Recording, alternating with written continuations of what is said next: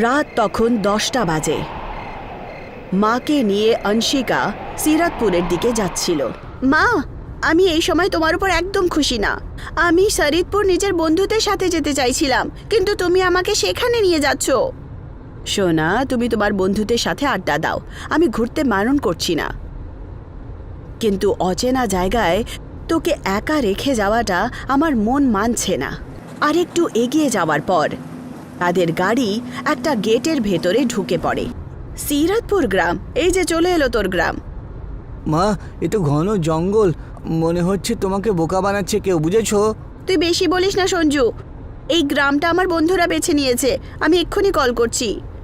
অংশিকা তার বন্ধু চারুকে কল করে। আরে চারু, আমাদের গাড়ি সবে গেটে ঢুকেছে, কিন্তু এখানে তো শুধু জঙ্গল আর জঙ্গল। আরে শুরুতে তো জঙ্গলই থাকবে না, এগিয়ে যাবি তখন গ্রামও দেখতে পাবি। ঠিক আছে, আসছি।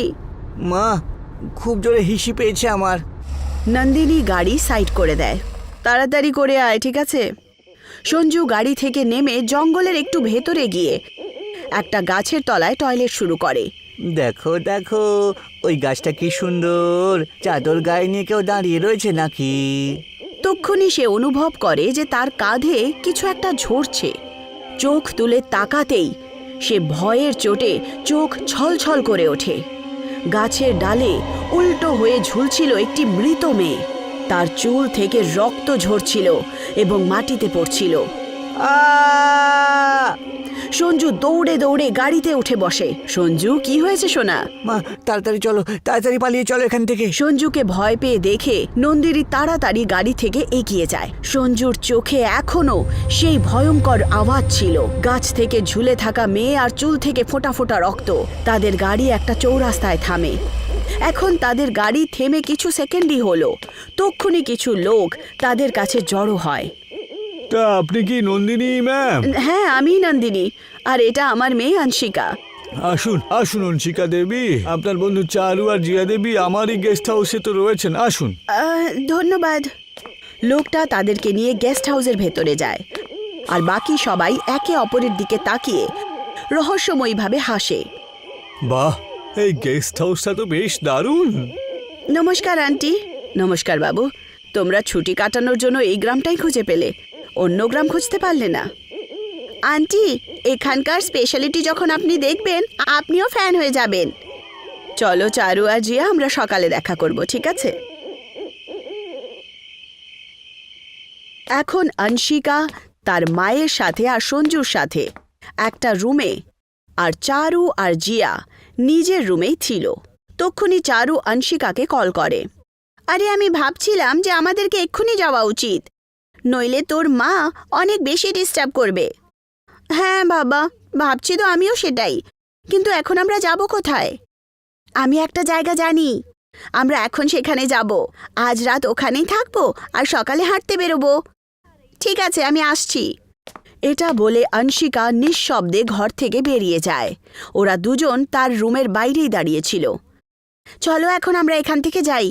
হ্যাঁ হ্যাঁ চলো। তিনজনই সেখান থেকে যেতে শুরু করে। তারা জানতো না যে সেই সময় একটা ঘোমটা পরা মহিলা একটু দূরে দাঁড়িয়ে তাদেরকেই দেখছিল। এই দেখ, ওই চৌকিদার তো জেগে আছে, ও আমাদেরকে যেতে দেবে না। ভয় পেও না বাচ্চারা, তোমাদেরকে আমি আটকাবো না। আঙ্কেল, আমরা এত আস্তে কথা বলছিলাম, আপনি আমাদের কথা কি করে শুনলেন? বাচ্চারা, গ্রামের লোকজনের কান খুব প্রখর, তোমরা চিন্তা করো না তো, যেখানে যেতে চাও তোমরা যেতে পারো। থ্যাংক ইউ আঙ্কেল, আপনি খুব ভালো। ওরা তিনজনই খুশি হয় আর ওখান থেকে চলে যায়। আর তাদের যাওয়া মাত্রই সেই লোকটা রহস্যময়ীভাবে হাসতে শুরু করে আর বলে, আরে এখান থেকে না বেরুলে পরে ওর খিদে কমবে কি করে? ওরা তিনজন ঘন জঙ্গলের রাস্তা দিয়ে যাচ্ছিল। ইয়ার, তোরা আমাকে এখানে জঙ্গলে কেন নিয়ে এসেছিস? আরে বাবা, এটা শর্টকাট, তুই ভয় পাচ্ছিস কেন? আমরা তো সাথে আছি তো। জঙ্গল থেকে অদ্ভুত সব প্রাণীর আওয়াজ আসছিল। তারা তিনজনই ভয় পাচ্ছিল, তবে একে অপরকে নিজেরাই কিছু বলছিল না। তক্ষুনি তারা হঠাৎ করে দাঁড়িয়ে পড়ে। তারা দেখতে পায় যে সেই ঘোমটা পরা মহিলা তাদের সামনে দাঁড়িয়ে আছে। সে আস্তে আস্তে কিছু না বলেই তাদের দিকে এগিয়ে আসছিল। চল, এখানে কিছু ভালো লাগছে না। ওরা তিনজনই তার নাগালের বাইরে চলে যায়। কে ছিল সে? ভূতনি ছিল নাকি? আরে ভূতনি কি করে হবে? পাগল মেয়ে হবে কোনো। তুই ভয় পাচ্ছিস কেন বল? এখন তো সেও নেই এখানে। তক্ষুনি একটা গাছ থেকে একটা জটা বেরিয়ে আসে আর সে জিয়ার পাকে আঁকড়ে ধরে। আহ! জিয়া! জিয়া একই ঝটকায় সেই জটার দ্বারা হাওয়াতে ঝুলতে শুরু করে। সেটা দেখে ওদের দুজনের অবস্থা খারাপ হয়ে যায়। এসব কি হচ্ছে? কে করছে এগুলো? তক্ষুনি একটা ভয়ঙ্কর ডাইনি ওখানে হাজির হয়। জিয়া মাটিতে লুটিয়ে পড়ে। সেই ডাইনি দেরি না করে জিয়ার পেট চিরে দেয়। আহ! রাতের অন্ধকারে চবর চবরের আওয়াজ খুব ভয়ঙ্কর লাগছিল। অনশিকা আর চারু দুজনই নিজের হৃদয়ের স্পন্দন শুনতে পাচ্ছিল। জিয়ার শরীরকে বাজেভাবে চিড়ে ফেলার পর সেই ডাইনি ওদের দুজনের দিকে আসে। আহ! চারু পালা! চারু আর অনশিকা পালাচ্ছিল। তারা এমন কোনো জায়গা দেখতে পেল না যেখানে তারা নিজের জীবন বাঁচাতে পারে।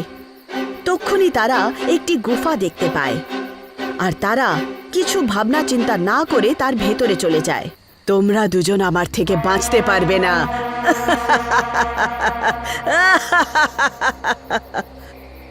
এইটুকু বলে সেই ডাইনিও বিদ্যুতের গতিতে তাদের সামনে এসে দাঁড়িয়ে পড়ে।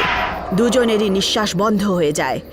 তারা সেই ডাইনিকে ভয়ের চোখে দেখছিল। তক্ষুনি দুজন অঘোরী সেখানে আসে আর তাকে দেখে দুজনেরই আরও ভয় লাগে। এদিকে নন্দিনী এখনো অজ্ঞাত স্বরে ঘুমোচ্ছিল। তক্ষুনি সেই ঘোমটাওয়ালা মহিলা সেখানে চলে আসে। তখন তার চোখ পড়ে পাশের বিছানার দিকে। তখন সে সঞ্জুকে একা পায়। আরে অনশিকা কোথায় গেল? সঞ্জু ওঠ! নন্দিনী সঞ্জুকে নিয়ে ঘর থেকে বেরিয়ে আসে। সে সেই একই লোককে দেখতে পায়। শুনুন, আমার মেয়ে আমার রুমে নেই। আপনি জানেন কোথায় গেছে? না, আমি তো দেখিনি ওদেরকে। আরে তুমি তো জেগে আছো, এটা কি করে সম্ভব? ওরা এখান থেকে বেরিয়েছে আর তুমি ওকে দেখোনি? তক্ষুনি নন্দিনীর কি যেন হলো। সে সেই লোকটার গলা চেপে ধরে আর তাকে হাওয়ায় ওপরে তুলে ধরে। তাড়াতাড়ি বল, অনশিকা কোথায়? বল, নয়তো তোকে শেষ করে ফেলবো। আরে বাবা, বলছি আমাকে আগে নামিয়ে দাও, বলছি। তক্ষুনি হঠাৎ করে নন্দিনী নর্মাল হয়ে যায়। লোকটা মাটিতে পড়ে যায় আর নন্দিনী অবাক হয়ে তার দিকে তাকায়। একটা ডাইনি বহু বছর ধরে আমাদের গ্রামে এসেছে।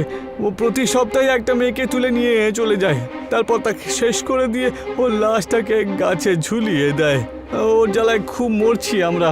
আমাদের গ্রামের একজন মহান তান্ত্রিক ওর সাথে কথা বলে। আমার দুটো এমন মেয়ে চাই যার কাঁধে একটা কালো চিহ্ন থাকবে।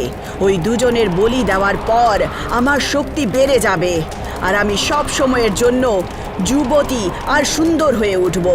যতক্ষণ আমি সেই দুটো মেয়েকে খুঁজে না পাই ততক্ষণ আমি এইভাবেই প্রত্যেকটা লোককে মারতে থাকবো। তখন থেকে সেই মেয়ে দুটোকে আমরা খুঁজছিলাম। একটা মেয়েকে তো পেয়েও গিয়েছিলাম, আর তখন আমরা ওকে ওই ডাইনির হাতে তুলেও দিই। ওই ডাইনি তার বলি দিয়ে দেয়। আর এখন দ্বিতীয় মেয়েটাও খুঁজছিল সে। যখন আপনার মেয়ে ওই গ্রামে এসেছিল তখনই ওর কাঁধে ওই চিহ্নটা দেখে নিয়েছিলাম। সেই জন্য ওই ডাইনির হাতে তুলে দিতে যাচ্ছিলাম আমরা। কিন্তু আপনার মেয়ে নিজে থেকে নিজের বন্ধুদের সঙ্গে এখান থেকে বেরিয়ে গিয়েছেন। সমস্ত কাহিনী শোনার পর নন্দিনী প্রচণ্ড ঘাবড়ে যায়। সে সেই সময় গেস্ট হাউস থেকে বেরিয়ে গুফার দিকে রওনা দেয়। বুঝতে পারছি না সেই শক্তি কি করে পেলাম আমি। যখন থেকে এসেছি কিছু না কিছু হচ্ছেই। এদিকে নন্দিনীকে একটি খুঁটির সঙ্গে বেঁধে রাখা হয়। ডাইনি দুটো অঘোরীকে নিয়ে পুকুরের সামনে বসেছিল। সে বারবার মন্ত্র উচ্চারণ করত। তক্ষুনি একজন অঘোরী দাঁড়ায় আর সে অনশিকাকে খুঁটি থেকে খুলে ডাইনির সামনে ফেলে দেয়। ডাইনি তার হাতে থাকা ছুরিটা তুলে নেয় আর অনশিকাকে আক্রমণ করতে যায়।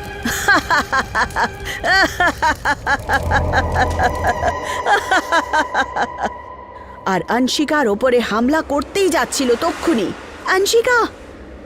নন্দিনী ওখানে পৌঁছে যায় আর সে তাড়াতাড়ি অনশিকাকে নিজের দিকে টেনে নেয়। তুই কোত্থেকে এলি? নন্দিনী অংশিকাকে শক্ত করে জড়িয়ে ধরে আর অংশিকার প্রাণ ফিরে পায়। চলো তাড়াতাড়ি চলো এখান থেকে।